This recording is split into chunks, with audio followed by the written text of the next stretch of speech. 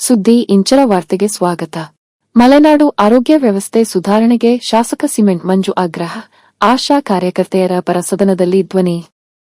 ಬೆಂಗಳೂರು ಮಲೆನಾಡು ಭಾಗದ ಭೌಗೋಳಿಕ ಪರಿಸ್ಥಿತಿ ಮತ್ತು ಅಲ್ಲಿನ ಜನರ ಆರೋಗ್ಯದ ಸವಾಲುಗಳನ್ನು ಮನಗಂಡು ಸರ್ಕಾರ ವಿಶೇಷ ಕ್ರಮಗಳನ್ನು ಕೈಗೊಳ್ಳಬೇಕು ಎಂದು ಸಕಲೇಶಪುರ ಕ್ಷೇತ್ರದ ಶಾಸಕ ಸಿಮೆಂಟ್ ಮಂಜು ಅವರು ಇಂದು ವಿಧಾನಸಭೆಯಲ್ಲಿ ಆಗ್ರಹಿಸಿದರು.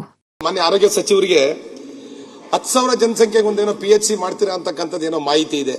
ಅಂದ್ರೆ ಅಲ್ಲ ಆ ರೀತಿ ಏನಾದ್ರು ಇದ್ರೆ ಮಲೆನಾಡು ಭಾಗಕ್ಕೆ ದಯವಿಟ್ಟು ಆ ರೀತಿ ಕಾನೂನುಗಳನ್ನ ಮಾಡಕ್ ಹೋಗ್ಬೇಡಿ. ಯಾಕೆ ಅಂತ ಹೇಳಿದ್ರೆ ಮಲೆನಾಡು ಪ್ರದೇಶದಲ್ಲಿ ಹಳ್ಳಿಗಳು ಒಂದೊಂದು ಹಳ್ಳಿಗಳು 10-15 ಕಿಲೋಮೀಟರ್ ದೂರ ಇರ್ತವೆ. ಮತ್ತೆ ನಮ್ಮಲ್ಲಿ ಲೇಬರ್ ಕ್ಲಾಸ್ಗಳು ಹೊರ ರಾಜ್ಯದಿಂದ ಬಂದಿರತಕ್ಕಂಥ ಹೆಚ್ಚು ಲೇಬರ್ ಕ್ಲಾಸ್ಗಳಿದ್ದಾರೆ, ಅವ್ರಿಗೆ ತೊಂದರೆ ಆಗಬಾರ್ದು ಅಂತಕ್ಕಂಥ ಉದ್ದೇಶದಿಂದ ಯಾವುದೇ ಕಾರಣಕ್ಕೂ 10,000 ಜನಸಂಖ್ಯೆಗೆ ಆ ರೀತಿ ಏನಾದ್ರು PHC ನ ಕಡಿಮೆ ಮಾಡಬೇಕು ಅಂತಕ್ಕಂಥ ಉದ್ದೇಶ ಇದ್ರೆ ದಯವಿಟ್ಟು ಮಾಡಬೇಡಿ ಅಂತಕ್ಕಂಥ ತಮ್ಮಲ್ಲಿ ಮನವಿ.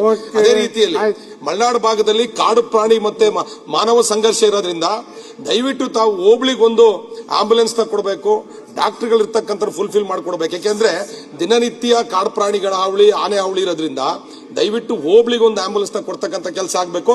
ಅಲ್ಲ, ಒಂದೇ ನಿಮಿಷ. ಅದ್ರ ಜೊತೆಗೆ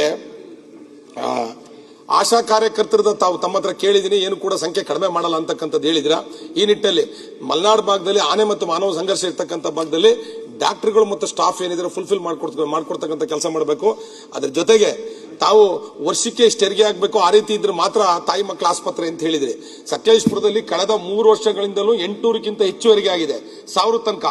1 ವರ್ಷ ಮಾತ್ರ ಕಡಿಮೆ ಆಗಿದೆ ಅಂತಕ್ಕಂಥ ಕಾರಣಕ್ಕೋಸ್ಕರ ತಾಯಿ ಮಕ್ಕಳ ಆಸ್ಪತ್ರೆ ಕೊಡಲ್ಲ ಅಂತಕ್ಕಂಥ ತಮ್ಮಿದಿದೆ. ದಯವಿಟ್ಟು ತಾಯಿ ಮತ್ತು ಮಕ್ಕಳ ಆಸ್ಪತ್ರೆ ಅವಶ್ಯಕತೆ ಇದೆ, ತುಂಬಾ ತಾವು ಮಂಜೂರು ಮಾಡಿಕೊಡ್ಬೇಕು ಅಂತೇಳಿ ಈ ಮೂಲಕ ಮನವಿ ಮಾಡ್ತೇವೆ. ಅಧ್ಯಕ್ಷರೇ